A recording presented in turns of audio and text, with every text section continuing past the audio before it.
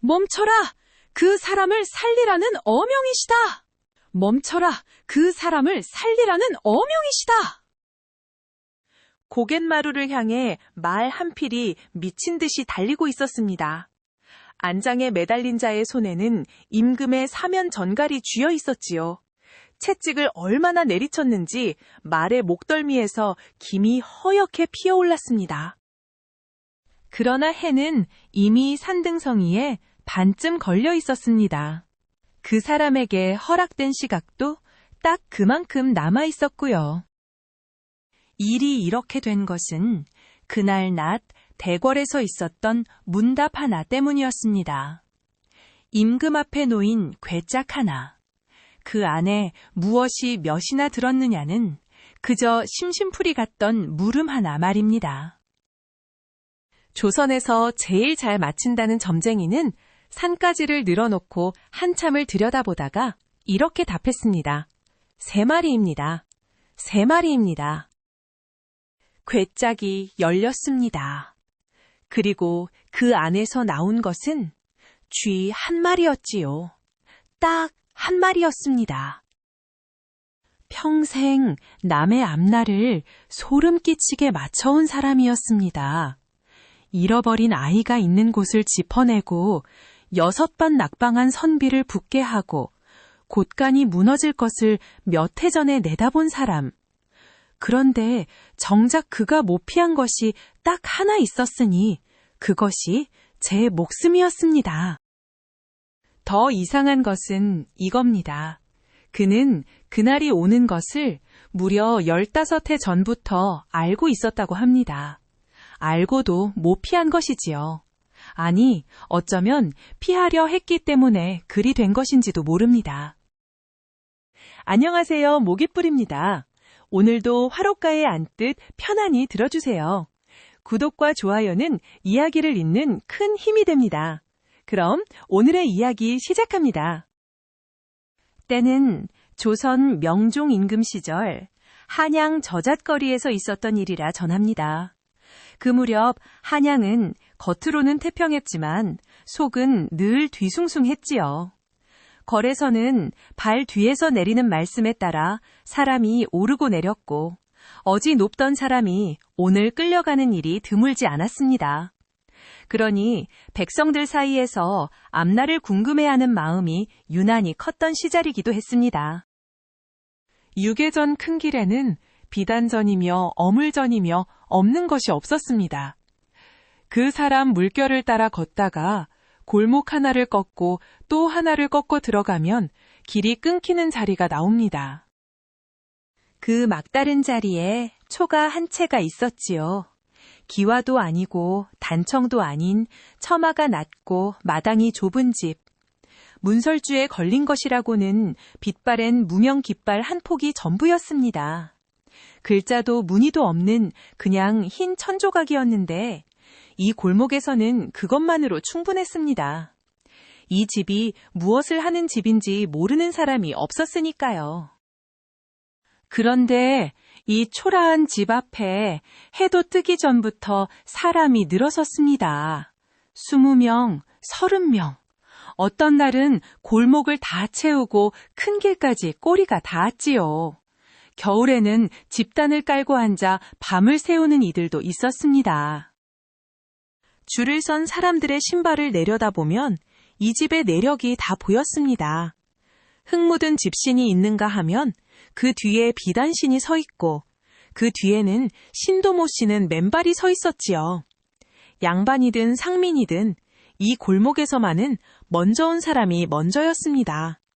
그 법을 세운 것이 이 집 주인이었고 그 법 때문에 이 집을 미워하는 사람도 적지 않았습니다. 사람들이 그렇게 기다린 이는 홍계관이라는 사람이었습니다. 나이는 50줄, 마른 몸에 잿빛 도포를 입고 늘 갓을 반드시 눌러 쓴 사내였지요. 말수가 적고 목소리가 낮아 처음 온 사람들은 이 조용한 이가 정말 그 유명한 점쟁이가 맞나 싶어 두어 번씩 되물었다고 합니다. 방 안에는 세간이라 할 것이 거의 없었습니다. 문갑 하나, 이부자리 한 채, 그리고 벽에 걸린 빈 족자 한 폭. 손님들은 그 횡한 방을 보고 놀라곤 했지요. 이만한 이름값이면 비단 방석에 병풍을 둘렀을 법한데 말입니다. 그의 앞에는 언제나 같은 것들이 놓여 있었습니다. 반들반들 손때 묻은 산가지 8대와 그것을 담는 산통, 그리고 놋그릇 하나. 산통이란 산가지를 넣고 흔드는 통을 말합니다.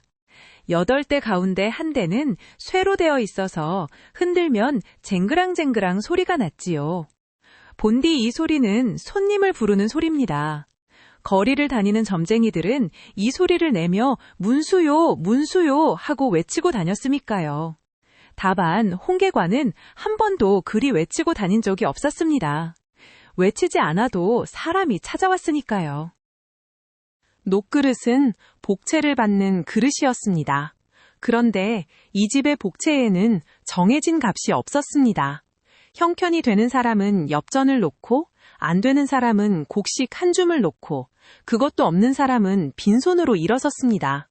그래도 홍계관은 아무 말이 없었다지요. 그릇이 비어있는 날도 적지 않았습니다. 그러니 이 사람에 대한 소문이 저잣거리에 파다한 것도 무리는 아니었습니다. 그 집 양반은 얼굴만 한번 보고도 자식이 몇인지 맞힌다더라. 아니야, 대문 들어서는 걸음걸이만 보고 안다더라. 복채를 안 받는 걸 보면 신선이 내려온 게지. 소문이란 본디 입을 옮길 때마다 살이 붙는 법이지요. 그 집에는 사람이 하나 더 있었습니다. 덕구라는 이름의 젊은이였지요. 나이는 22, 10살에 부모를 잃고 저잣거리를 떠돌던 것을 홍계관이 거두어 그 뒤로 10년 넘게 곁을 지킨 제자였습니다. 제자라고는 하나 덕구가 하는 일은 점을 배우는 것이 아니었습니다. 새벽이면 마당을 쓸고 줄을 세우고 순서를 적고 등잔에 기름을 채우고 다녀간 이들의 이름을 적어두는 일. 그러니까 이 집의 살림이 전부 그 손에서 돌아갔지요. 셈이 빠르고 글씨가 반듯해서 저잣거리 상인들이 장부를 봐달라 청할 정도였습니다. 곡식섬을 눈대섬으로 보고 값을 매기는데 덕구를 당할 사람이 그 거리에 없었다지요. 그런데 딱 하나 이 영민한 젊은이가 못하는 것이 있었습니다. 점이었지요. 스승이 하는 대로 산가지를 늘어놓아 보아도 덕구의 눈에는 그저 나무 조각이 흩어져 있을 뿐이었습니다. 몇 해를 흉내내다 결국 덕구가 물은 적이 있습니다. 스승님, 저는 어찌 아무것도 보이지 않습니까? 홍계관은 그때 이렇게 답했다고 합니다. 안 보이는 게 낫다. 보이면 무겁다. 그때 덕구는 그 말이 자기를 위로하는 소린 줄로만 알았습니다. 위로가 아니라 실토였다는 것은 그때는 알 도리가 없었지요. 그해 여름의 일이었습니다. 장마가 길게 이어져 저잣거리 개천이 사흘째 누렇게 불어있던 무렵이지요.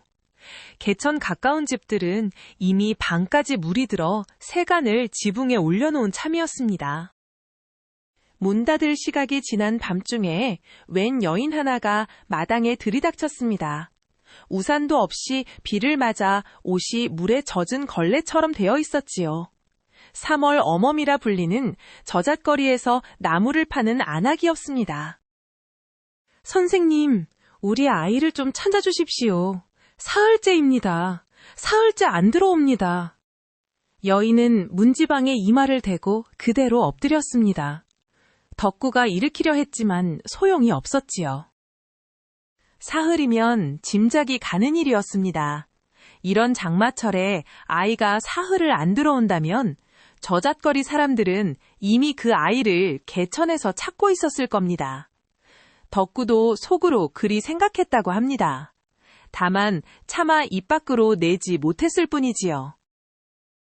홍계관은 그 여인을 방으로 들였습니다. 그러고는 아이의 나이와 태어난 때를 묻고 없어진 날의 일을 하나하나 물었습니다. 언제 나갔는지, 무엇을 입고 나갔는지, 누구와 있었는지, 나가면서 무슨 말을 했는지.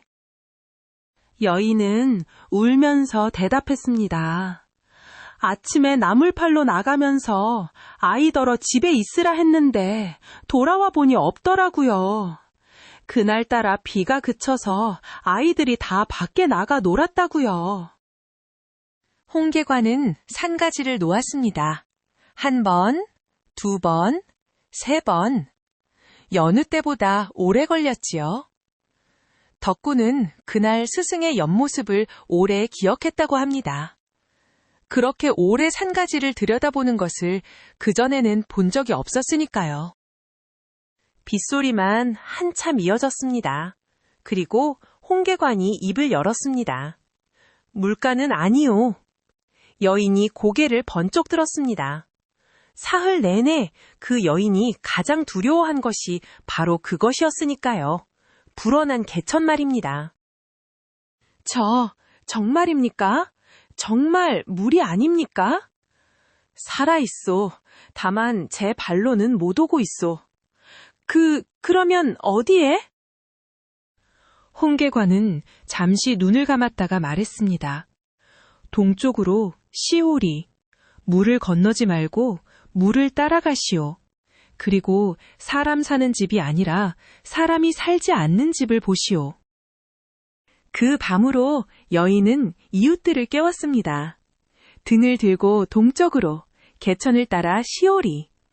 비 오는 밤길에 10명 남짓이 나섰다고 합니다. 나물 파는 안악 하나 때문에 그 밤에 그만한 사람이 나선 것은 그 여인이 평소에 어떻게 살았는지를 말해주는 일이기도 하지요. 등불이 개천을 따라 길게 이어졌습니다. 빈집이나 폐가를 찾으라는 뜻이었지요. 그런데 개천가에 그런 집이 한둘이 아니었습니다. 그리고 날이 희붐하게 밝을 무렵 사람들은 허물어진 빈 움막 하나를 찾아냈습니다. 예전에 참외밭 지키는 이가 쓰던 자리인데 밭이 없어진 뒤로 아무도 들여다보지 않던 곳이었습니다. 아이는 그 안에 있었습니다. 비를 피해 들어갔다가 흙벽이 무너져 다리가 깔린 것이지요. 사흘을 그렇게 갇혀 있었으니 목소리도 나오지 않았습니다. 그러나 살아 있었습니다. 아이를 업고 온 3월 어멈은 마당에서 몇 번이고 절을 했습니다. 그러고는 품에서 엽전꾸러미를 꺼내 놋그릇에 쏟으려 했지요. 나물 팔아모은 돈을 죄다 털어온 것이었습니다. 홍계관은 그 손을 조용히 막았습니다. 두 입만 두시오. 선생님, 그것이 어디? 아이가 다리를 다쳤으니 약값이 들 것이오. 나머지는 그리 쓰시오. 그리고 이 아이는 뼈가 붙는데 한철은 걸릴 터이니 급히 걷게 하지 마시오. 여인은 그 자리에서 다시 울었습니다. 그 뒤로 저작거리에서 3월 어멈을 만난 사람들은 늘 같은 이야기를 들어야 했지요. 그 골목 끝 선생님은 신선이라고요. 그날 저녁 덕구가 조심스레 물었습니다. 스승님, 어찌 아셨습니까? 그 움막을요? 홍계관은 대답 대신 이렇게 물었자고 합니다. 너는 그 아이가 어디 있으리라 생각했느냐? 물이라 생각했습니다. 그래, 다들 그리 생각했지. 그래서 사흘을 물만 뒤진 게다. 그런데 그날 밤 덕구는 이상한 것을 보았습니다. 사람들이 다 돌아가고 등잔불도 거의 꺼져갈 무렵 스승의 방에 불이 다시 켜졌던 것이지요. 덕구가 문틈으로 들여다보니 홍계관이 무언가를 펴놓고 들여다보고 있었습니다. 종이 한 장이었습니다. 그리 큰 것도 아니고 무슨 문서처럼 보이지도 않았습니다. 다만 스승이 그것을 들여다보는 눈빛이 조금 전까지 남의 앞날을 짚어주던 그 눈빛과 영 달랐지요. 남의 앞날을 볼 때에 스승의 얼굴은 늘 잔잔했습니다. 물을 들여다보는 얼굴이었지요. 그런데 그 종이를 볼 때의 얼굴은 달랐습니다. 굳이 말하자면 오래 앓은 사람이 제 약사발을 내려다보는 얼굴에 가까웠다고 덕구는 회상했습니다. 덕구는 회상했습니다. 한참을 그렇게 있다가 홍계관은 종이를 반으로 접고 또 반으로 접고 다시 반으로 접어 품속에 넣었습니다. 그러고는 등잔불을 껐지요. 이튿날 아침 덕구는 참지 못하고 물었습니다. 스승님, 어젯밤 그 종이는? 홍계관은 마당을 쓸던 손을 멈추지 않고 대답했습니다. 샘에 둔 것이 있다. 무엇을 말입니까?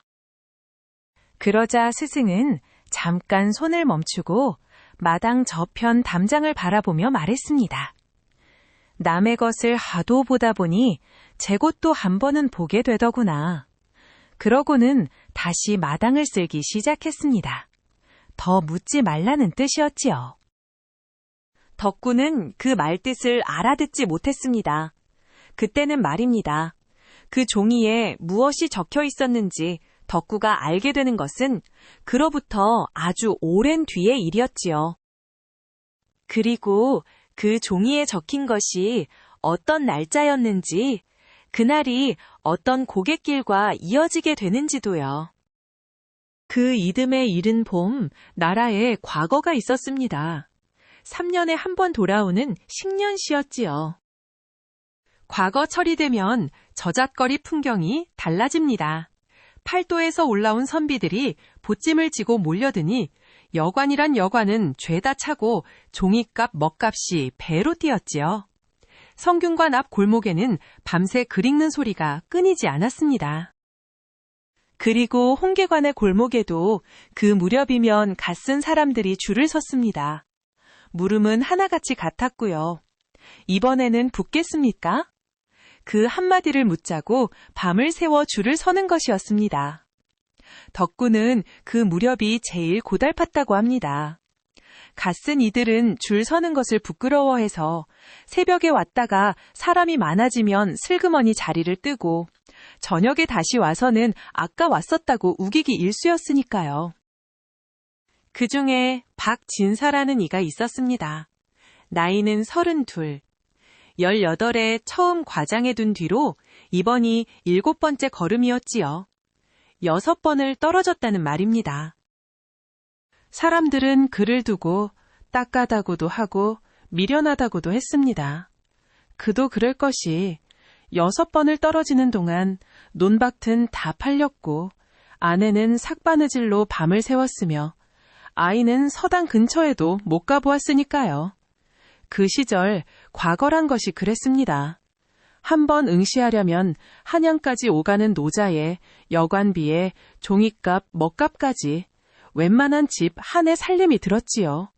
그것을 6번 했으니 집이 거덜나지 않을 도리가 없었습니다. 글 읽는 사내를 둔 집이 어떻게 사는지는 그 시절 어디서나 비슷했습니다. 사내가 글을 놓지 못하는 동안 집안은 여자의 손끝에서 버티는 것이지요. 박진사의 아내도 그러했습니다.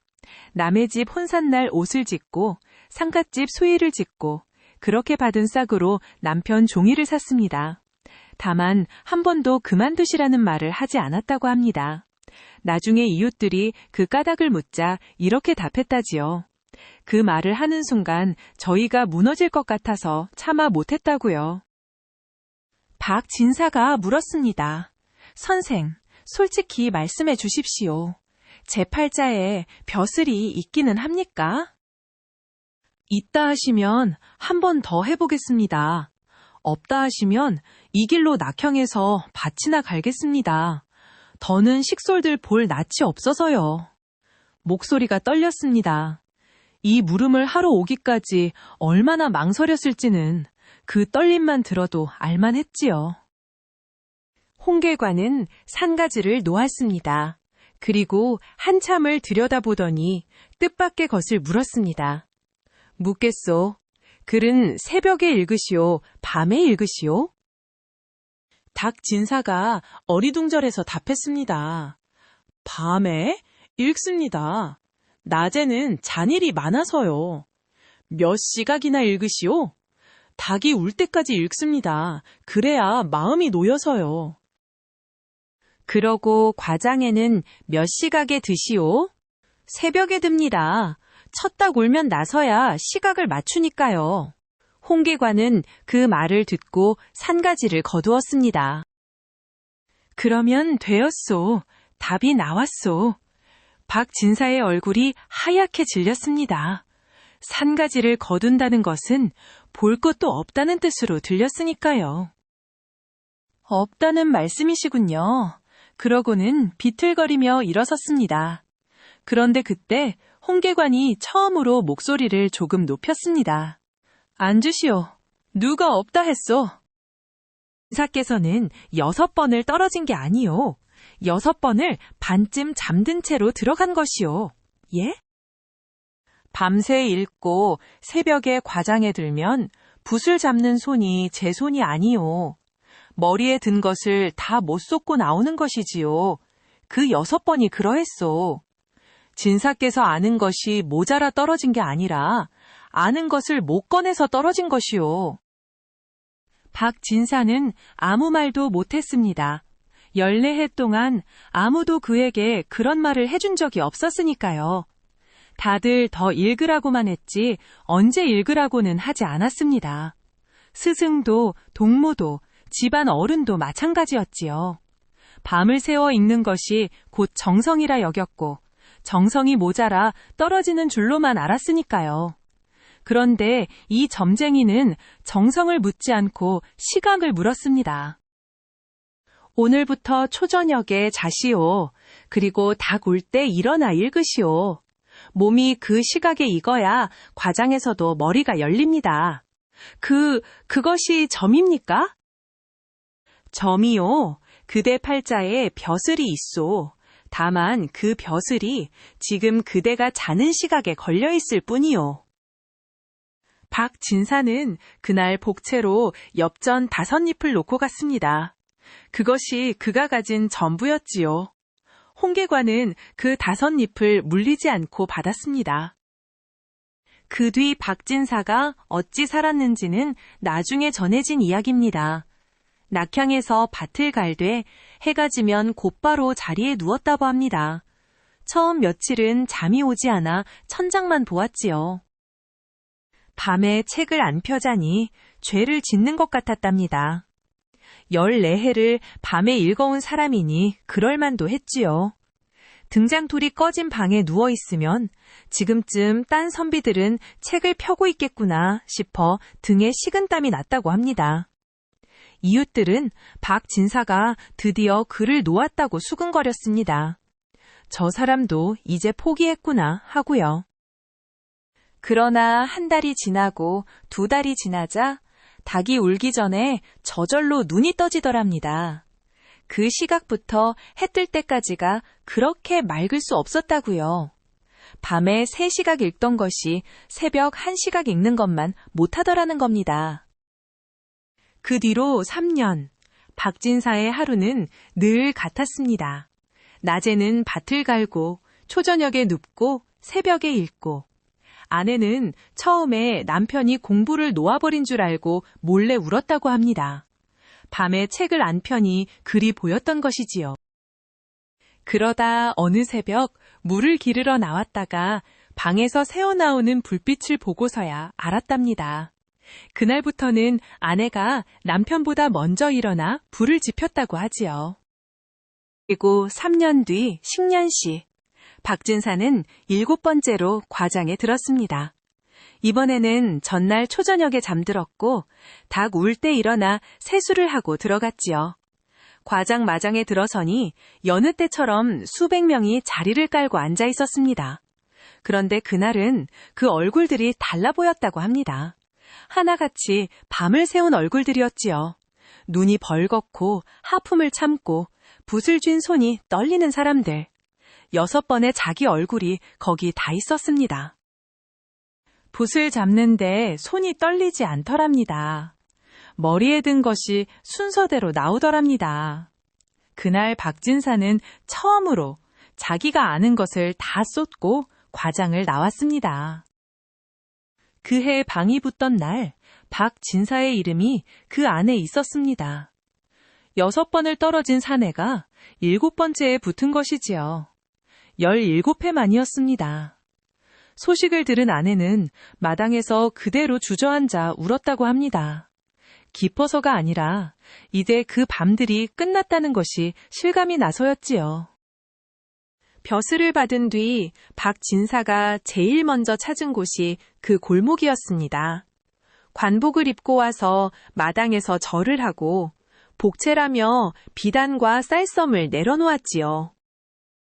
홍계관은 그 중에서 엽전 5입만 집어 놋그릇에 넣었습니다. 3년 전 값과 같소. 나머지는 도로 가져가시오. 선생, 이것은 은혜를. 은혜랄 것이 없소. 나는 그대가 이미 하고 있던 일을 시각만 옮겨놓으라 했을 뿐이요. 17회를 읽은 것은 그대요. 붙은 것도 그대가 붙은 것이요. 박진사가 돌아간 뒤 덕구가 물었습니다. 스승님, 그럼 그날 산가지에는 무엇이 보였습니까? 홍계관은 마당의 낮은 담을 바라보며 대답했습니다. 보이기는 다 보였다. 다만 보인 것을 그대로 말해주면 사람은 거기서 멈추어 선다. 붙는다 하면 놀 것이고 안 붙는다 하면 접을 것이다. 어느 쪽이든 그날로 그 사람의 걸음은 멈춘다. 그러니 앞이를 말해주는 것은 쉽고 어려운 것은 그 앞이를 어찌 걸어갈지를 함께 짚어주는 일이지. 앞일만 말해주는 점쟁이는 사람을 주저앉히고 걸음을 짚어주는 점쟁이는 사람을 일으킨다. 나는 후자가 되고 싶었다. 덕구는 그 말을 오래 마음에 담아두었다고 합니다. 박진사의 일이 알려지자 홍계관의 이름은 저잣거리를 넘어 퍼져 나갔습니다. 골목의 줄이 2배로 길어졌습니다. 이제는 걸어오는 사람만 있는 것이 아니었지요. 골목 어귀에 가마가 서고 하인이 먼저 와서 자리를 잡는 일도 생겼습니다. 소문이란 것이 그렇습니다. 아이를 찾아준 이야기 하나로는 저잣거리 안에서만 돌지만 거기에 급제한 이야기가 얹히면 양반들 사랑방까지 흘러들어가지요. 잃어버린 아이를 찾는 일은 아무나 겪는 일이 아니지만 벼슬은 누구나 바라는 것이니까요. 그런 날이면 덕구가 애를 먹었습니다. 우리 대감어른께서 오셨는데 어찌 뒤에 서라 하느냐. 먼저 오신 분이 먼저입니다. 이 집 법이 그렇습니다. 이놈이 어디서 눈을 불하려. 그 신랑이가 하루에도 몇 번씩 있었다지요. 홍계관은 그 신랑이를 말리지 않았습니다. 다만 어느 날 저녁 덕구에게 이런 말을 했다고 합니다. 덕구야, 사람 줄이 길어지면 좋은 줄만 알았더냐. 아닙니까? 줄이 길어지면 그 줄을 시기하는 눈도 함께 길어진다. 그 무렵 그 시기하는 눈 하나가 궐 안에 있었습니다. 대사는 공손하나 서늘하게 그 무렵 그 시기하는 눈 하나가 궐 안에 있었습니다. 관상감의 최 판사라는 사람이었습니다. 나이는 40. 관상감이란 하늘의 일을 살피는 관청이지요. 별을 읽고 절기를 정하고 나라의 길이를 잡는 곳입니다. 그 안에서도 사람의 운수를 다루는 갈래를 명과학이라 했는데 최 판사가 바로 그 명과학을 배워 관직에 오른 사람이었습니다. 그러니 최 판사에게 요즘 들리는 소문은 영 거스릴 수밖에 없었습니다. 저잣거리 골목의 점쟁이 하나가 신통하다는 이야기. 관복 입고 나라 녹을 먹는 자기보다 무명 도포 입은 자가 더 잘 맞힌다는 이야기 말입니다. 저잣거리 것이 무슨 신통이란 말이냐. 요행으로 2번 맞췄겠지. 그런데 날이 소문이 예사롭지 않습니다. 3월 어멈 아이 일이며 박진사 급제 일이며. 급제야 제가 공부해서 한 것이지 점쟁이가 시켜준 것이더냐. 그러나 말은 그렇게 하면서도 최 판사는 그날 밤 오래 잠들지 못했습니다. 신통한 자가 저잣거리에 있다는 말은 뒤집으면 궐 안에는 없다는 말이었으니까요. 더구나 명과학이라는 것이 본디 잡학이라 하여 안에서도 대접이 두텁지 못한 갈래였습니다. 그 자리에 앉은 사람이 바깥에서까지 밀린다면 남는 것이 무엇이겠습니까? 사람이 미움을 품는 데는 큰 까닭이 필요하지 않습니다. 제 자리가 흔들리는 것 같은 기분, 그것 하나면 족하지요. 최 판사는 20회를 책과 씨름해 그 자리에 올랐습니다. 그런데 저잣거리 사람들은 그 20회를 몰라주고 골목에 무명도포만 신선이라 불렀습니다. 그날부터 최 판사는 그 골목의 점쟁이를 어찌하면 좋을지 궁리하기 시작했습니다. 다만 그가 떠올린 것은 칼도 아니고 죄목도 아니었습니다. 그런 것은 도리어 그 사람의 이름만 키워줄 테니까요. 최 판사가 기다린 것은 다른 것이었습니다. 그 점쟁이가 제 발로 궐문 앞에 서는 날 말이지요. 그런 날이 오리라고는 그때만 해도 생각지 못했지만 세상 일이란 참 묘하게 굴러가는 법입니다. 그해 가을, 그 골목에 가마 한 채가 들어섰습니다. 골목이 좁아 가마가 마당까지 들어오지 못하고 어귀에 멈춰섰지요. 가마에서 내린 이는 강부자라 불리는 사람이었습니다. 나이 60. 한양 안팎의 전답이 몇백 마지기요. 저잣거리 점포도 여러 주인 사람이었지요. 그런데 이 사람이 재물을 모은 강식은 좋게 말하는 이가 드물었습니다. 흉년에 곡식을 쟁여두었다가 값이 오르면 풀고 급한 사람에게 돈을 빌려주고는 갚지 못하면 논밭을 가져가는 식이었으니까요. 그렇다고 법을 어긴 것은 아니었습니다. 문서는 늘 반듯했고 셈은 한 푼도 틀리지 않았지요. 다만 그 반듯한 문서 뒤에서 집을 잃은 사람이 여럿이었을 뿐입니다. 줄을 선 사람들이 웅성거렸습니다. 강 부자가 그 줄을 그대로 지나쳐 마루로 올라섰으니까요. 덕구가 막아섰지만 하인 둘이 앞을 가로막았습니다. 그날은 홍계관이 안에서 들어오시라 이르는 바람에 실랑이가 더 커지지 않았지요. 강 부자는 방에 들어서자마자 놋그릇에 엽전을 한 움큼 쏟았습니다. 그러고는 대뜸 물었지요. 내 재물이 앞으로 얼마나 더 늘겠소? 그릇이 넘칠 만큼 쏟아놓은 엽전이었습니다. 값을 미리 치러놓고 듣고 싶은 답을 사겠다는 뜻이었지요. 그런 손님이 처음은 아니었습니다. 홍계관은 그 엽전 무더기를 잠깐 내려다보더니 산가지를 놓았습니다. 한 번 놓고 다시 거두고 또 한 번 놓았습니다. 그리고 아무 말이 없었습니다. 강 부자가 재촉했습니다. 어찌 말이 없소? 늘겠소? 아니 늘겠소? 어르신, 늘고 주는 갓을 물으러 오셨으면 오늘은 헛걸음을 하셨습니다. 무슨 소리요? 늘 자리가 아니라 덜 자리가 보입니다.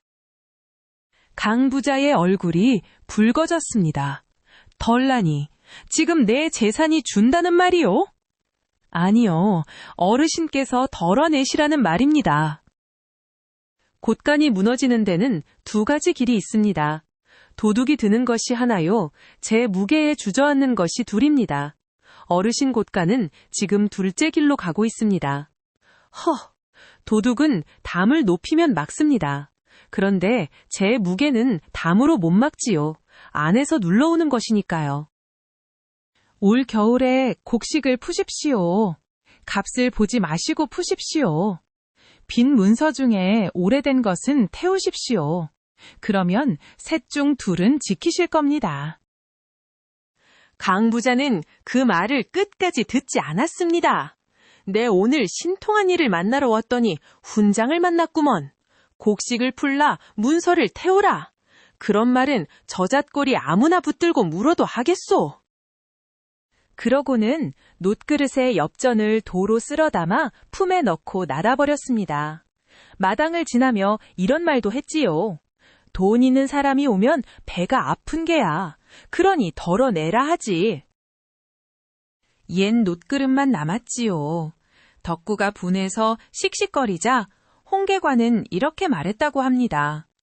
저 어른은 값을 안 치른 게 아니다. 말을 안 사간 것이다. 그래도 그렇지. 그 많은 사람을 제치고 들어와서는 덕구야, 저 어른이 오늘 들은 말은 여태 아무도 해주지 않은 말이다. 곁에 사람이 많은 이일수록 바른 말을 못 듣는 법이지. 다들 그 곳간에서 떨어질 것을 기다리니까. 그해 겨울 강 부자는 곡식을 풀지 않았습니다. 오히려 더 사들였지요. 값이 오를 것을 내다본 것입니다. 지난 몇 해가 다 그러했으니 올해도 그러려니 한 것이지요. 그해 강 부자의 곳간에는 가마니가 1000장까지 닿았다고 합니다. 그 앞에 서면 마음이 그렇게 든든할 수가 없었다지요. 그런데 그 겨울 값이 오르지 않았습니다. 남쪽에서 배로 곡식이 올라온 것이지요. 흉년이 든 것은 한양 근방뿐이었고 삼남에는 그해 풍년이 들었던 겁니다. 나루마다 곡식섬이 산더미로 쌓였습니다. 쟁여든 곡식은 값이 내려앉았고 곳간에 쌓인 채로 이듬해 장마를 맞았습니다. 장마에 곡간이 새어 곡식이 상했습니다. 상한 곡식은 팔 수가 없지요. 그해 강 부자는 처음으로 셈에서 크게 밀렸습니다. 그리고 그 소문이 돌자 강 부자에게 돈을 맡겼던 이들이 한꺼번에 몰려왔습니다. 곳간이 기운다는 소문 하나에 사람들이 그렇게 빨리 움직이는 것을 강 부자는 그때 처음 알았다고 합니다. 재물이 있을 때는 아쉬운 소리 한마디 없던 이들이 기운다는 말 한마디에 대문을 두드렸지요. 그것도 하나같이 제 것을 먼저 찾겠다면서요. 전답이 넘어가고 전포가 넘어가는데 채 2해가 걸리지 않았습니다. 60평생 모은 것이 흩어지는 데는 모으는 데 걸린 세월에 10분의 1도 걸리지 않았지요. 하인들이 먼저 떠났고 그 다음에 친척이 떠났습니다. 사랑채에 드나들며 형님 아우하던 이들도 발길을 끊었지요. 남은 것은 늙은 내외와 집 한 채뿐이었다고 합니다. 그리고 어느 날 그 노인이 다시 그 골목에 나타났습니다. 이번에는 가마도 하인도 없이 혼자 걸어서 했지요. 줄 맨 뒤에 서서 제 차례를 기다렸다고 합니다. 앞에 선 사람들 중에는 예전에 그 집 대문을 드나들간 이도 있었는데 아무도 아는 척을 하지 않았답니다. 노인도 아는 척을 하지 않았고요. 차례가 되어 방에 들어선 노인이 물었습니다. 그때 그 말이 무슨 뜻이었소? 홍계관은 노인을 앉히고 따뜻한 물을 내주었다고 합니다. 그리고 이렇게 답했지요. 제 무게에 주저앉는다 했습니다. 어르신 곳간에는 어르신 것만 있던 게 아니었습니다. 흉년에 넘어온 남의 논, 갚지 못한 이의 집, 그것들이 곳간 안에서 무게가 되었지요. 사람들이 한꺼번에 몰려온 것도 그래서입니다. 곳간이 기울자 그 안에 제 것이 있다고 여긴 사람이 한꺼번에 손을 뻗은 겁니다. 도둑이 든 게 아니라 원래 주인들이 온 것이지요. 강 부자는 한참을 아무 말도 못했습니다. 그러다 물었지요. 이제 와서 되돌릴 방도가 있겠소? 셋 중 하나는 남았습니다. 그것으로 사시면 됩니다. 그리고 이제부터 곳간에는 어르신 것만 넣으십시오. 노인은 그날 복채로 아무것도 놓지 않았습니다. 놓을 것이 없었으니까요. 홍계관도 받지 않았습니다. 다만 나가는 노인에게 이런 말을 한마디 했다고 합니다. 어르신, 남은 셋 중 하나가 처음의 셋보다 무겁지 않을 겁니다. 그것이 다행입니다. 훗날 저잣거리 사람들은 이 일을 두고 이렇게 말했지요. 그 골목 선생은 돈 많은 사람에게는 값을 물리고 다 잃은 사람에게는 값을 안 받는다고요. 그날 밤 덕구는 오래 참아온 것을 물었습니다. 그날 밤 덕구는 오래 참아온 것을 물었습니다. 스승님, 여쭙고 싶은 것이 있습니다. 뭐래 보어러? 어찌 복채를 형편껏만 받으십니까? 오늘만 해도 그렇습니다. 골목에 저리 사람이 서는데 값을 정해두면 이 집 살림이 훨씬 펴니다. 스승님 도포도 벌써 몇 해째 그것 하나고 겨울에 숯도 못 들이지 않았습니까? 말을 하다 말고 덕구는 입을 다물었습니다. 제 말이 스승을 나무라는 것처럼 들렸던 것이지요. 홍계관은 한참 대답이 없었습니다. 그러다 마당의 어둠을 보며 물었지요. 덕구야, 사람들이 이 골목에 왜 오느냐? 아필이 궁금해서 오지요. 아니다, 무서워서 온다. 자식이 안 들어와서 시험에 자꾸 떨어져서 곳간이 기울까봐. 사람은 무서울 때 점을 보러 온다. 기쁠 때 오는 사람은 없다. 잔칫날 점집 문을 두드리는 사람 보았느냐? 무서운 사람에게 값을 정해 물리면 그때부터 그 값은 복채가 아니라 뱃삭시 된다. 돈 있는 자만 건너고 없는 자는 강가에 남지. 그런데 정작 강가에 남는 자들이 더 무서운 사람들이다. 그리고 하나 더 있다. 이 그릇에 값을 새겨넣는 순간 나는 아필을 파는 장사치가 된다. 장사치가 되면 무슨 일이 생기는 줄 아느냐? 손님이 듣고 싶어하는 말을 하게 된다. 값을 받았으니 값어치를 해야 하고 값어치를 하자니 좋은 말을 얻게 되지. 그날부터는 보이는 대로 말할 수가 없다. 오늘 강부자 어른께 덜어내라 한 말도 값을 받았더라면 못했을 게다. 덕구는 그제야 알았다고 합니다. 스승이 낡은 도포를 몇 해째 입는 까닭이 돈이 없어서가 아니라 값을 매기지 않기 위해서였다는 것을요. 그리고 그 낡은 도포가 이 집에서 제일 값비싼 물건이라는 것도요. 값을 안 받는 것이 인심이 아니라 지키는 방법이었다는 것을 그날 밤에야 알아들은 겁니다. 한참 뒤에 덕구가 다시 물었습니다. 스승님, 그러면 스승님은 무서울 때는 누구에게 물으십니까? 그 물음에 홍계관은 낮고 따뜻하게 웃었다고 합니다. 소리 없이 아주 잠깐이었지요. 덕구가 10년을 곁에 있으면서 스승이 웃는 것을 본 것이 그때가 몇 번째였는지 셀 수 있을 정도였다고 하니까요. 나는 이미 물어보았다. 덕구는 그 말이 무슨 뜻인지 되묻지 못했습니다. 스승이 자리에서 일어나 방으로 들어가 버렸으니까요. 다만 그 순간 도포자락 안쪽에서 접힌 종이 끝이 잠깐 비쳤던 것을 덕구는 보았습니다. 그날 밤 그 방의 불은 오래도록 꺼지지 않았습니다. 덕구는 마당에 앉아 그 불빛을 오래 보고 있었다고 합니다.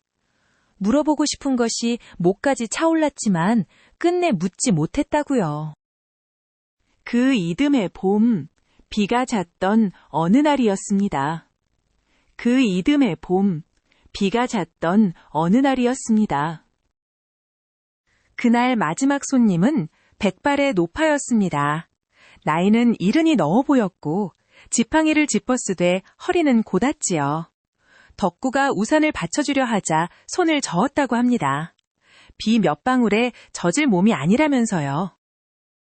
옷은 낡았으나 깨끗했고 머리는 단정히 빗어 넘겼습니다. 급한 일로 온 사람의 차림이 아니었지요. 점집에 오는 사람들은 대개 옷매무새를 살필 겨를이 없습니다. 그런데 이 노파는 마치 잔치에 가는 사람처럼 차리고 왔던 겁니다. 홍계관이 물었습니다. 무엇을 보아드릴까요? 노파는 잠시 뜸을 들이더니 아주 담담하게 말했습니다. 내가 언제 죽는지 알고 싶소. 방안이 조용해졌습니다. 문 밖에서 듣고 있던 덕구는 숨을 죽였다고 합니다. 그 골목에서 10년을 지켰지만 그런 물음은 처음이었으니까요. 어찌 그것을 물으십니까? 할 일이 있어서요. 영감은 10년 전에 갔고 자식은 둘 다 앞세웠소. 남은 건 손주 하나인데 그 아이가 아직 어려요. 내가 언제까지 살지를 알아야 그 아이가 아직 어려요. 그 아이 갈 곳을 정해줄 것 아니요. 자식을 둘 다 앞세웠다는 말을 노파는 장에서 물건값 말하듯 담담하게 했습니다. 그 담담함이 어디서 온 것인지는 겪어본 사람만 알 일이지요. 모르고 있다가 갑자기 가면 그 아이는 하루아침에 길바닥이요.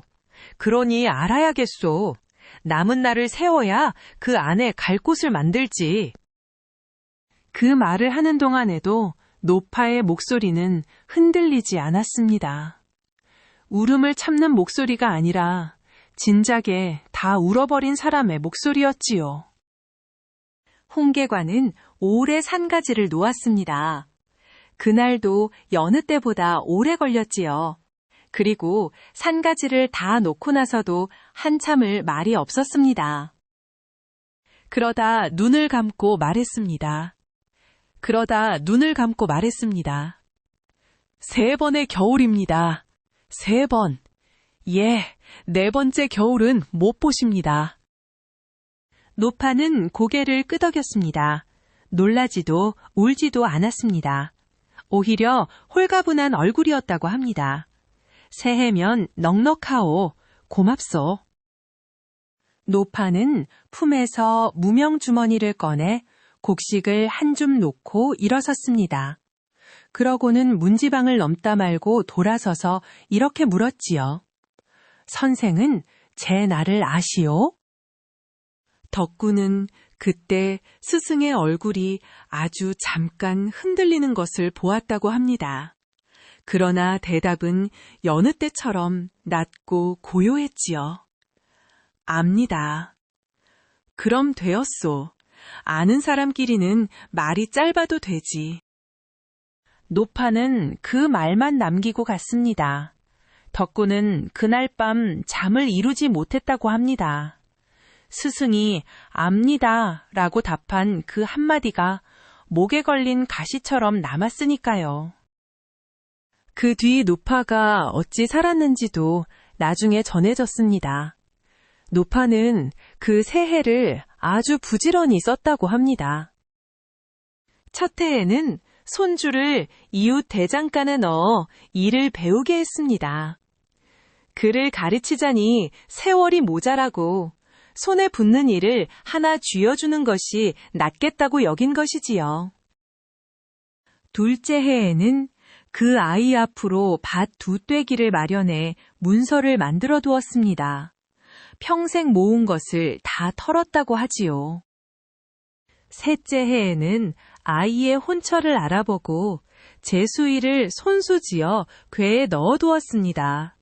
밤마다 등잔 밑에서 한 땀씩 지었다고 합니다. 남이 지어주면 곱겠지만 제 손으로 짓는 것이 마음이 편하다면서요. 그리고 3번째 겨울, 노파는 자던 잠자리에서 조용히 갔습니다. 이웃들이 들어가 보니 방은 정갈했고 궤 위에는 수위가 개켜져 있었으며 아이 앞으로 남긴 문서가 그 옆에 놓여 있었다고 합니다. 저잣거리 사람들은 그 이야기를 전해 듣고 이렇게들 말했습니다. 죽는 날을 아는 것이 저리 무서운 일이 아닐 수도 있구나 하고요. 어떤 이는 그 노파가 새해를 산 것이 아니라 새해를 다 쓴 것이라고 했지요. 남은 날을 세면서 사는 삶이 그리 정갈할 수 있다는 것을 그 노파가 보여준 셈입니다. 그리고 그 손주는 자라서 제법 이름난 대장장이가 되었다고 전합니다. 그러나 덕구는 다르게 생각했습니다. 그 노파는 남의 손을 빌려 제 나를 알았지만 스승은 제 손으로 제 나를 알아버린 사람이었으니까요. 남의 나를 아는 것과 제 나를 아는 것은 무게가 같을 수 없습니다.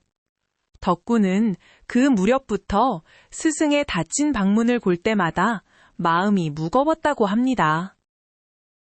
노파의 부고가 저잣거리에 돈 것은 그해 첫눈이 내린 다음 날이었습니다. 그 소식을 들은 날 밤 홍계관은 오래 앉아 있었습니다. 덕구가 저녁상을 드려도 손을 대지 않았지요. 상을 물릴 때 보니 국이 다 식어 있었다고 합니다. 그러다 자정이 다 되어 산통을 집어들었습니다. 덕구는 문 밖에서 그 소리를 들었다고 합니다. 산통을 흔드는 소리는 쟁그랑 쟁그랑 하고 울립니다. 8대 가운데 한 대가 쇠로 되어 있어서 그렇지요. 그 소리는 본디 손님을 부르는 소린데 그날은 손님도 없는 한밤중이었습니다. 산가지가 놓이는 소리가 몇 번이나 이어졌습니다. 1번, 2번, 3번, 놓고 거두고, 놓고 거두고. 덕구는 그 소리를 세다가 20번이 넘어가자 그만두었다고 합니다. 새벽녘에야 소리가 그쳤습니다. 그리고 안에서 스승의 목소리가 들렸지요. 덕구야, 들어오너라. 덕구는 그때 제 심장 소리가 문 밖까지 들리는 줄 알았다고 합니다. 방에 들어선 덕구는 스승의 얼굴을 보고 놀랐습니다. 하룻밤 사이에 10년은 늙어 보였다고 합니다. 홍계관은 품에서 그 접힌 종이를 꺼내 소반 위에 놓았습니다. 보아라, 15해 전에 적어둔 것이다. 덕구는 그 종이를 들여다보았습니다. 거기에는 딱 한 줄이 적혀 있었지요. 어느 해, 어느 달, 어느 날, 그것뿐이었습니다. 이것이 무엇입니까? 내가 죽는 날이다. 덕구는 종이를 떨어뜨릴 뻔했다고 합니다. 15해 전에 내 것을 한번 보았다. 그때 나온 것이 비명생사였다. 제 명대로 못 가고 갑작스레 간다는 뜻이지. 처음에는 믿지 않았다. 남의 것은 맞춰도 제 것은 흐리게 마련이니까. 손이 떨려서 잘못 놓았거니 했지. 그래서 이듬해에 다시 보았다. 같은 날이 나오더구나. 그 15해 동안 스승이 어떤 마음으로 살았는지를 덕구는 그날 처음 짐작했다고 합니다. 남의 앞날을 짚어주고 돌아앉으면 제 앞날이 한 해씩 가까워지는 것을 세고 있었을 테니까요. 그 다음 해에도 또 그 다음 해에도 보았다. 15해를 봤는데 15번이 다 같은 날을 가리켰다. 한 해도 어긋나지 않았어. 그러면 그날이 언제입니까? 홍계관은 종이를 다시 접으며 대답했습니다. 20날 남았다. 덕구는 그 자리에서 울음을 터뜨렸습니다. 스승 앞에서 운 것은 그날이 처음이었다고 합니다. 어찌 이제야 말씀하십니까? 진작에 말씀하셨으면, 말했으면 무엇이 달라졌겠느냐. 너는 15해를 울었겠지. 그럴 바에는 모르고 웃는 편이 낫다. 피할 방도가 없습니까? 스승님은 남의 앞날도 바꾸어 주지 않으셨습니까? 박진사 어른도 강부자 어른도. 그 물음에 홍계관은 잠시 말이 없다가 산가지를 다시 늘어놓았습니다. 이번에는 아주 천천히였지요. 그리고 마지막 한 대를 놓고 나서 아주 오래 그것을 들여다보았습니다. 무엇이 나왔습니까? 무엇이 나왔습니까? 하나 있다. 무엇입니까? 홍계관은 한참 만에 입을 열었습니다.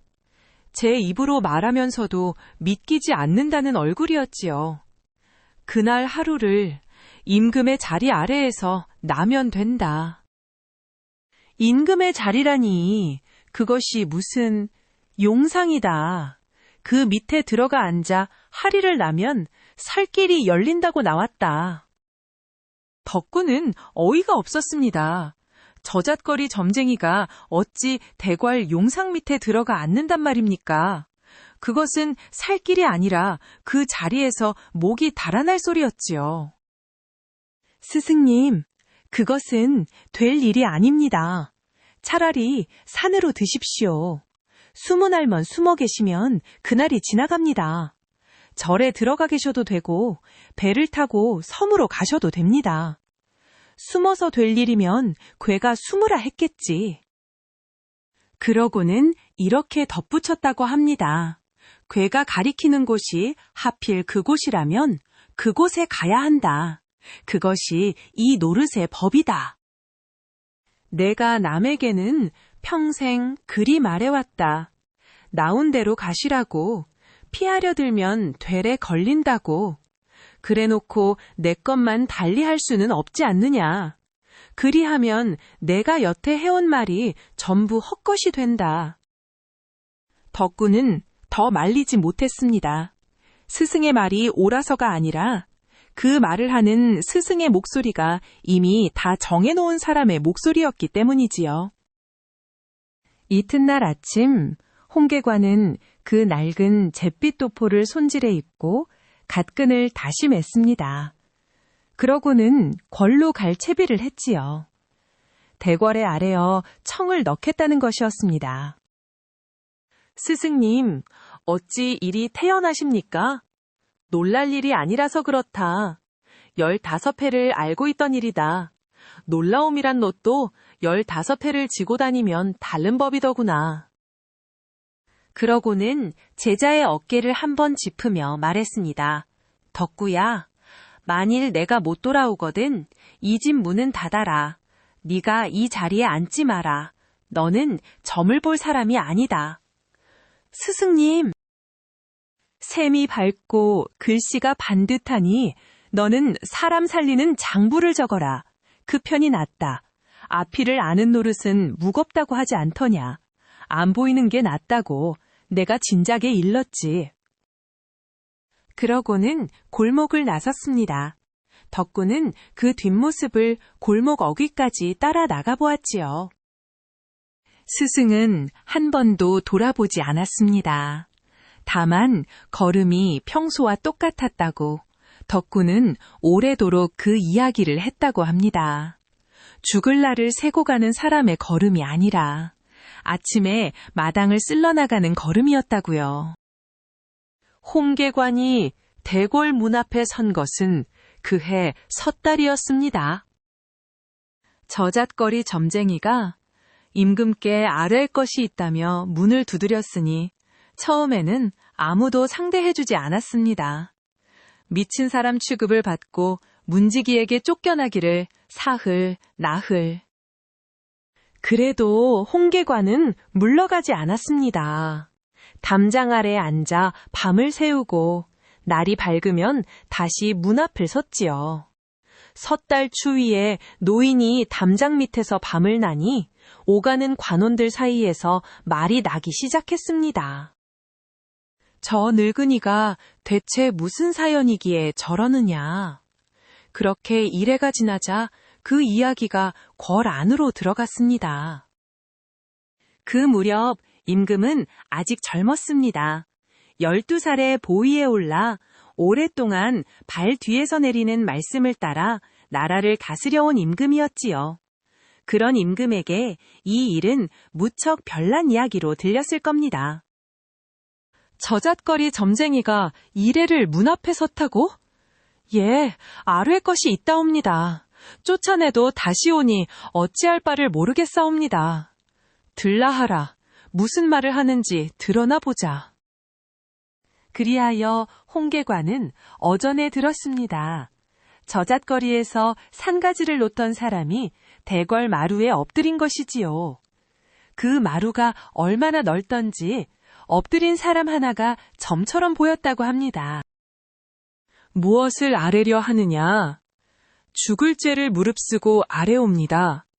소인이 제 명을 점쳐보니 아무 날에 비명의 가루 운수이옵니다. 어전이 술렁였습니다. 제 죽을 날을 임금 앞에서 아뢰는 자가 어디 있단 말입니까? 게다가 궐에서 죽음을 입에 올리는 것은 그 자체로 삼가야 할 일이었지요. 하여 살 길을 다시 점쳤더니 그날 하루를 전하의 자리 아래에서 나면 면한다 하였사옵니다. 하루만, 딱 하루만 용상 아래에 엎드려 있게 하여 주시옵소서. 말이 끝나자 어전이 물을 끼얹은 듯 조용해졌습니다. 신하들의 얼굴이 하얗게 질렸지요. 감히 용상 아래에 들겠다니 그것만으로도 목이 10개라도 모자랄 말이었습니다. 전하, 이는 망극한 말이옵니다. 어찌 천한 것이 용상 아래를 당장 끌어내어 죄를 물으심이 마땅하옵니다.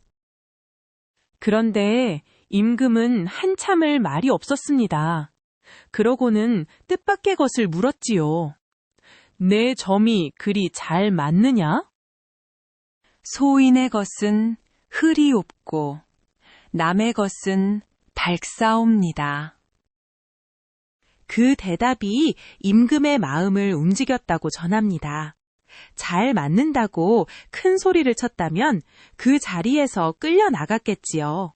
제 것은 흐리다고 답했기에 임금은 이 사람이 허풍쟁이는 아니라고 여긴 겁니다. 윤호한다.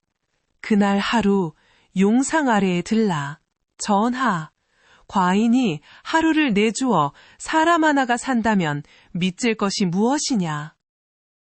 신하들은 더 아뢰지 못했습니다. 다만 물러나오면서 저희끼리 수군거렸지요. 요즘 전하께서 별난 일에 마음을 두신자고요. 홍계관은 3번 절하고 물러났습니다. 그 뒷모습을 지켜보는 눈이 하나 있었지요. 관상감의 최 판사였습니다. 그는 그 자리에서 이를 갈았다고 합니다. 제가 관복을 입고 평생 배운 것이 명과학인데 저잣거리 무명도포가 어전에 들어 임금의 윤허를 받아 나가는 것을 보았으니까요. 그날 밤 최 판사는 생각했습니다.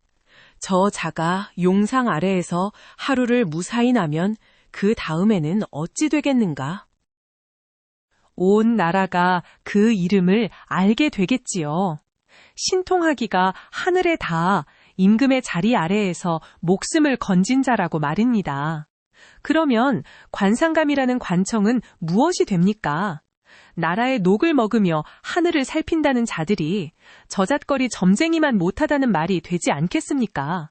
그러면 관상감이라는 관청은 무엇이 됩니까? 그래서 최 판사는 아주 간단한 것을 하나 준비하기로 했습니다. 죄를 씌우는 것도 아니고 사람을 시키는 것도 아니었지요. 그저 그날 임금께 한마디를 여쭈어 보기로 한 것입니다.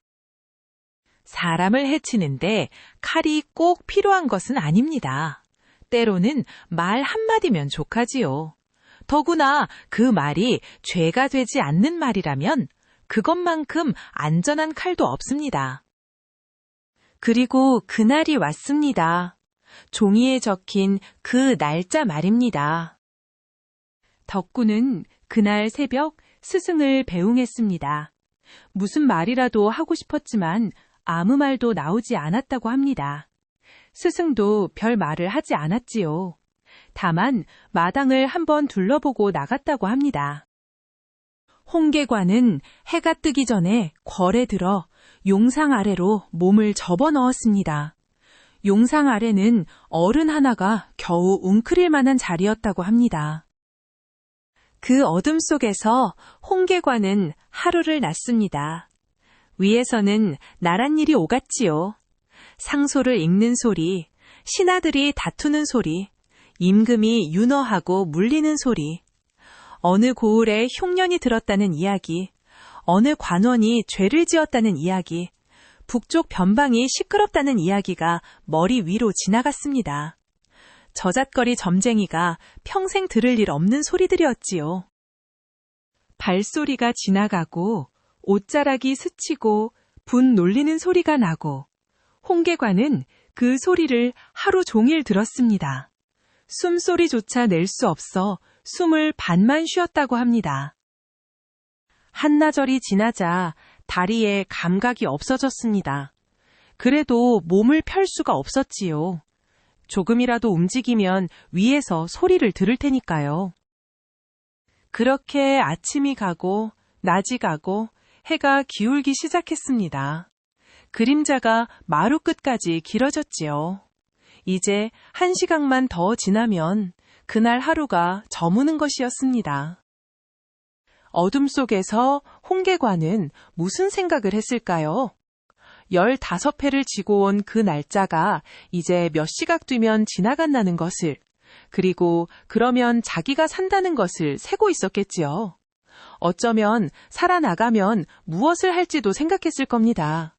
골목으로 돌아가 다시 산가지를 놓고 덕구에게 이제 되었다고 말해주는 그런 저녁을요. 15해 만에 처음으로 그 다음 해를 생각해 볼 수 있게 되는 것이니까요. 정사가 파할 무렵이었습니다. 신하들이 물러가려 몸을 일으키는데 그때 최 판사가 앞으로 나섰습니다. 전하, 아래옵기 환공하오나 오늘 용상 아래에 든 자가 그리 신통하다 하니 소신은 그것이 못내 궁금하옵니다. 그래서 이왕 자리 아래에 있는 김에 시험 삼아 한번 물어보심이 어떠하옵니까? 저잣거리 소문이 참인지 거짓인지 오늘 밝혀두는 것도 나라의 위엄에 보탬이 될 것이옵니다. 임금은 잠시 망설였습니다. 그러나 젊은 임금에게 이 말은 꽤 재미있게 들렸을 겁니다. 하루 종일 제자리 밑에 사람이 웅크리고 있었으니 궁금하기도 했겠지요. 그리하라. 무엇으로 시험하면 좋겠느냐? 마침 뜰에 쥐가 있사옵니다.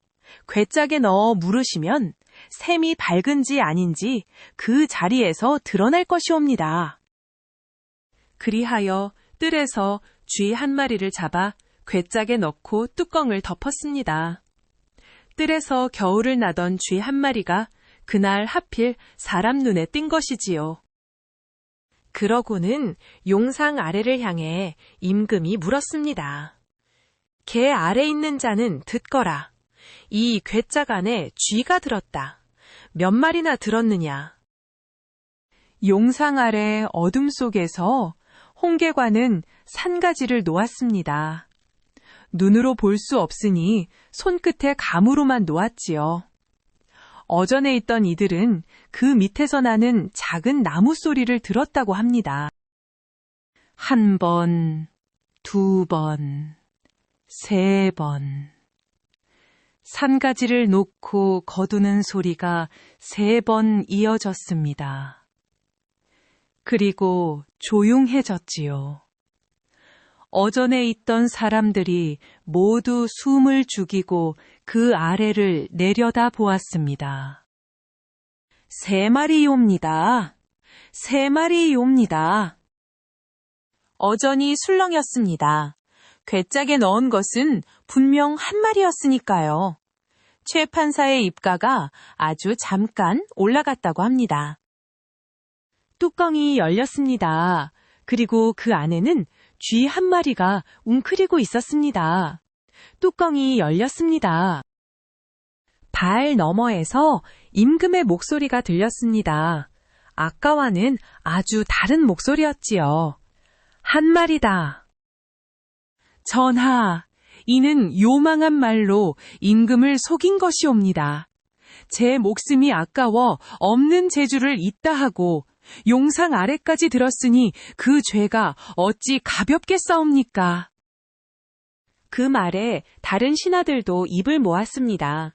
그 시절은 요망한 말로 사람을 홀린다는 죄가 실제로 사람을 죽이던 때였습니다. 궐 안에서 말 한마디로 사람이 오르고 내리던 시절이었으니까요. 홍계관은 용상 아래에서 끌려 나왔습니다. 하루 종일 웅크리고 있던 몸이라 제대로 서지도 못했다고 합니다. 그러나 그는 변명하지 않았습니다. 다시 보아달라고도 살려달라고도 하지 않았지요. 괴짝을 다시 살펴달라는 말 한마디면 되었을 텐데 그 한마디를 하지 않았습니다. 다만 엎드린 채 이렇게만 아뢰었다고 합니다. 소인의 문이 어두웠사옵니다. 평생 남의 앞날을 짚어온 사람이 마지막으로 한 말이 제 눈이 어두웠다는 말이었습니다. 임금은 오래 말이 없다가 짧게 명했습니다. 내어다, 형을 집행하라. 그때가 해질 무렵이었습니다. 그날이 저물기까지 반시각이 채 남지 않은 때였지요. 하루를 다 견디고 마지막 반시각을 못 넘긴 것입니다. 형장은 도성 밖 고개 너머에 있었습니다. 죄인을 끌고 성문을 나서면 고개를 하나 넘어야 닿는 자리였지요. 홍계관은 그 길을 걸어 올랐습니다. 뒤로 손이 묶인 채였고 앞뒤로 형리들이 섰습니다. 저물녘 산길에는 눈이 얼어붙어 있었습니다. 미끄러운 길이라 몇 번이나 발을 헛디뎠지만 그때마다 홍계관은 말없이 다시 섰다고 합니다. 길가에는 잎진 나무들이 서 있었습니다. 그 사이로 바람이 지나가는 소리가 들렸지요. 형리 하나가 나중에 이런 말을 했다고 합니다. 그 노인이 걸어가면서 한 번도 뒤를 돌아보지 않더라고요. 끌려가는 사람들은 대개 자꾸 뒤를 돌아본다지요. 누가 쫓아와 살려주지 않을까 해서요. 그런데 이 노인은 앞만 보고 걸었답니다. 고갯마루에 이르자 현관이 걸음을 멈췄습니다. 해가 산등성이에 반쯤 걸려 있었지요. 그런데 그 자리에서 홍계관이 현관에게 청을 하나 했습니다. 나으리, 마지막으로 청이 하나 있소. 말해보아라. 밥 한 그릇 먹을 시간만 주시오. 딱 한식경이면 돼요. 현관은 코웃음을 쳤습니다. 죽는 마당에 밥이 넘어가더냐? 넘어가지 않아도 좋소. 그저 그만큼만 주시오. 현관은 잠시 망설이다가 고개를 끄덕였습니다. 마지막 청이라는데 밥 한 그릇 시간을 못 줄 것도 없었으니까요. 그러고는 부하들을 데리고 잠시 자리를 비켰습니다. 그 사이 홍계관은 묶인 손으로 흙바닥에 무언가를 그었습니다. 산가지가 없으니 흙 위에 획을 그어 궤를 세운 것이지요. 그리고 그 획을 내려다보다가 아주 작게 중얼거렸다고 합니다. 한식경이면 산다. 그래서 그는 그 한식경을 청한 것이었습니다. 15회를 알고 있던 그 날짜 앞에서 마지막으로 붙잡은 지푸라기 한 올이었지요. 평생 남에게 나온 대로 가시라 일러온 사람이 마지막 순간에는 그렇게 한식경을 벌어보려 했습니다. 아무리 알고 있었어도 사람이란 결국 살고 싶은 것이니까요. 바로 그 시각, 궐에서는 일이 벌어지고 있었습니다. 바로 그 시각, 궐에서는 일이 벌어지고 있었습니다. 형이 집행되러 나간 뒤에도 임금은 어쩐지 마음이 편치 않았다고 합니다. 하루를 제자리 밑에서 보낸 사람을 제 손으로 내보냈으니 그랬겠지요. 게다가 그 사람이 끝까지 변명을 하지 않은 것이 자꾸 걸렸습니다. 거짓말을 한 자라면 어떻게든 말을 보태는 법인데 그 자는 제 눈이 어두웠다는 말만 하고 끌려 나갔으니까요. 그래서 괴짜간의 쥐를 다시 살펴보라 명했습니다. 무엇을 기대한 것도 아니고 그저 마음이 걸려서였습니다. 살펴본 이가 아래였습니다. 전하, 이 쥐는 배가 불렀사옵니다. 무어라? 새끼를 뵌 어미쥐이옵니다. 살펴보니 배 안에 새끼가 둘이옵니다. 어미와 합하면 말이 채 끝나기 전에 임금이 자리에서 일어섰습니다. 셋이로구나. 어전이 뒤집혔습니다. 임금의 목소리가 다급하게 떨어졌지요. 당장 사람을 보내라! 형을 멈추라 이르라! 어서! 어서! 그 소란 속에서 최 판사는 아무 말도 하지 못했습니다. 제가 여쭈어본 그 한마디가 어디까지 굴러갈지를 그제야 헤아린 것이지요. 말 한 필이 궁궐문을 뛰쳐나간 것이 그때였습니다. 안장에 오른 파발꾼이 품에 지른 것은 방금 임금이 내린 사면 전갈이었지요. 도성을 가로지르고 성문을 지나 들판을 건너 고개를 향해 말은 미친 듯이 달렸습니다. 그리고 고객마루에서는 한식경이 거의 다 되어가고 있었습니다.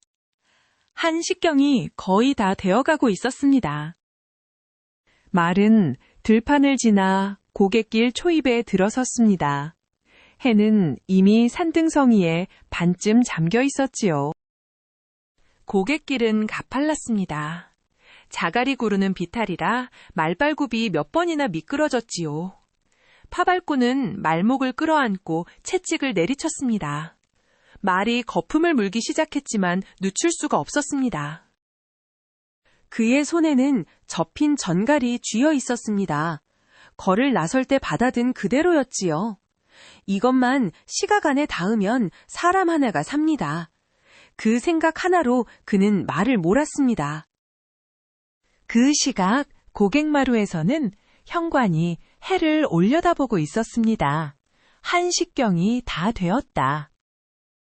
홍계관은 흙바닥에 그어둔 획을 마지막으로 한번 내려다보았습니다. 그러고는 아무 말도 하지 않았지요. 그 획이 무엇을 가리켰든 이제 와서 할 말은 없었습니다. 해가 산등성이 아래로 내려앉기 시작했습니다. 그때 고갯길 중턱에서 파발꾼의 눈에 고갯마루에 사람들이 들어왔습니다. 거리가 멀어 소리가 닿지 않았지요. 파발꾼은 말 위에서 팔을 크게 휘둘렀습니다. 멈추라는 뜻이었지요. 목이 터져라 소리도 질렀습니다. 그러나 바람이 반대로 불었고 거리는 멀었습니다. 현관은 그 손짓을 보았습니다. 저 아래에서 누군가 팔을 휘두르고 있었지요. 궐에서 온 사람인 것도 알아보았습니다. 그런데 현관은 그 손짓을 이렇게 읽었습니다. 어명을 재촉하는 것으로구나. 서두르라는 게야. 사람의 손짓이란 참 묘한 것입니다. 멈추라는 손짓과 서두르라는 손짓이 멀리서 보면 그리 다르지 않으니까요. 그날 그 고개에서 두 사람은 같은 손짓을 두고 정반대로 읽었습니다. 현관은 고개를 돌려 명했습니다. 시각이 다 되었다. 시행하라. 그리고 해가 산등성이 아래로 완전히 잠겼습니다.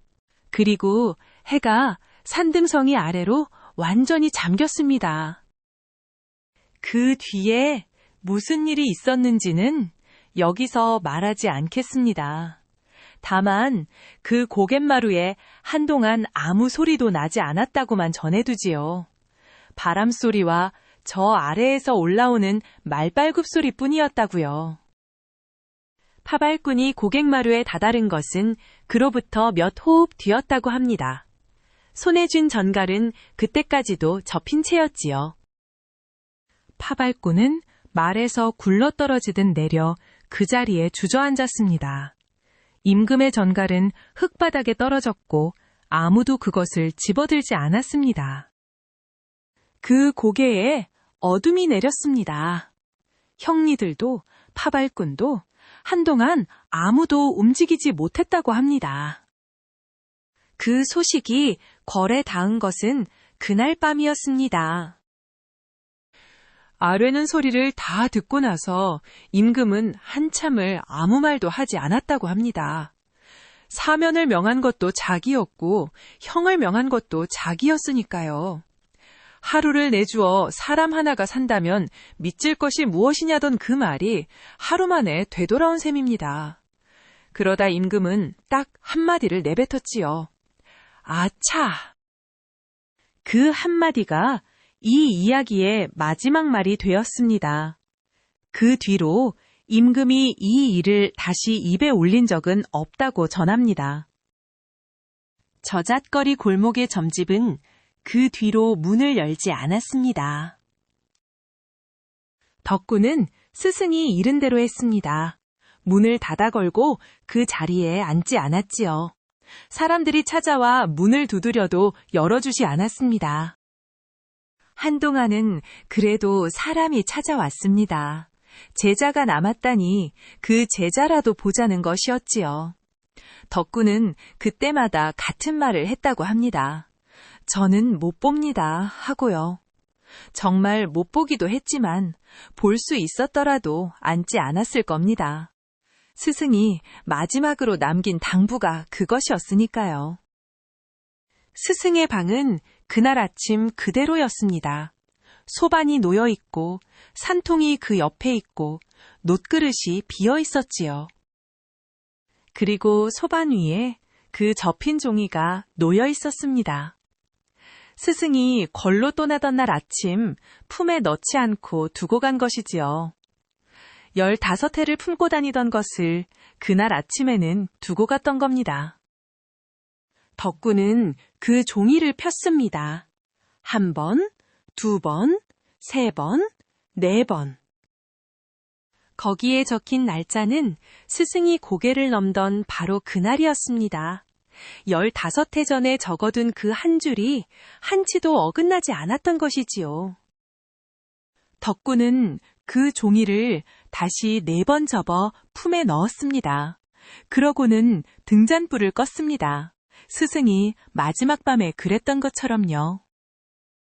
그 뒤로 사람들은 그 고개를 이렇게 부르기 시작했다고 합니다. 아차고개. 임금이 마지막에 내뱉은 그 한마디를 따서 붙인 이름이라고들 했지요. 한 발만 빨랐어도 되었을 것을 아차 하는 사이에 놓쳐버렸다고요. 그런데 여기서 한 가지 짚어둘 것이 있습니다. 그 고개는 사실 이 일이 있기 훨씬 전부터 그렇게 불렸다는 이야기도 있습니다. 아주 오래된 옛말에서 온 이름이라고요. 그러니 이 이야기가 고개의 이름을 만든 것인지 고개의 이름이 이 이야기를 불러들인 것인지는 아무도 모릅니다. 다만 사람들은 그 고개를 넘을 때마다 이 이야기를 떠올렸고 떠오를 때마다 한 번씩 걸음을 늦추었다고 하지요. 그리고 여러 해가 흘렀습니다. 덕구는 점을 보지 않았습니다. 대신 저잣거리 상인들의 장부를 봐주는 일을 했지요. 셈이 밝고 글씨가 반듯하니 그 일로도 밥은 먹고 살만 했습니다. 사람들은 그를 두고 별난 사람이라 했습니다. 셈을 봐주면서 이런 말을 자꾸 했으니까요. 이 대목은 덜어내십시오. 곳간이 제 무게에 주저앉습니다. 어디서 들은 말이냐고 물으면 덕구는 늘 같은 대답을 했다고 합니다. 옛날에 아는 어른이 하시던 말씀입니다. 그리고 점을 여기면 가끔 그 골목 쪽을 바라보았지요. 이제는 다른 집이 들어선 그 자리를요. 품속에는 여전히 4반 접힌 종이 한 장이 들어있었다고 합니다. 조선 제1의 점쟁이 홍계관 이야기는 여기까지입니다. 이 사람은 남의 앞날을 소름 끼치게 마쳤습니다. 잃어버린 아이가 있는 곳을 짚었고 6번 떨어진 선비를 붙게 했고 곳간이 무너질 것을 미리 보았지요. 그런데 정작 제 앞날 하나는 어쩌지 못했습니다. 이상한 것은 이겁니다. 그는 제 죽을 날을 몰라서 죽은 것이 아닙니다. 15해나 알고 있었지요. 살길까지 점셔서 그 살길을 그대로 밟았습니다. 용상 아래에 들었으니까요. 그런데 바로 그 자리가 그를 죽게 한 자리가 되었습니다. 피하려고 들어간 곳이 곧 그곳이었던 겁니다. 그러니 앞이를 아는 것과 앞이를 바꾸는 것은 아주 다른 일인가 봅니다. 홍계관이 못 바꾼 것은 앞날이 아니라 그 앞날을 피하려던 제 걸음이었는지도 모르겠습니다. 그리고 하나 더 있습니다. 그날 그 고개에서 사람 하나를 살릴 수 있었던 것은 신통한 점이 아니었습니다. 저 아래에서 올라오는 손짓 한 번을 제대로 알아보는 눈, 그것 하나면 되었지요. 현관이 그 손짓을 한 번만 다시 보았더라면 이 이야기는 여기까지 오지 않았을 겁니다. 살리고 죽이는 것은 늘 그렇게 사소한 데 걸려 있는가 봅니다. 오늘 이야기 어떠셨는지요? 만약 내 앞날을 딱 하루만 미리 볼 수 있다면 어느 하루를 보고 싶으신지 댓글로 들려주세요. 이야기가 마음에 드셨다면 구독과 좋아요를 눌러주시고요. 다음 이야기로 또 찾아뵙겠습니다. 긴 밤 모기뿔이었습니다. 모두 평안한 밤 보내세요.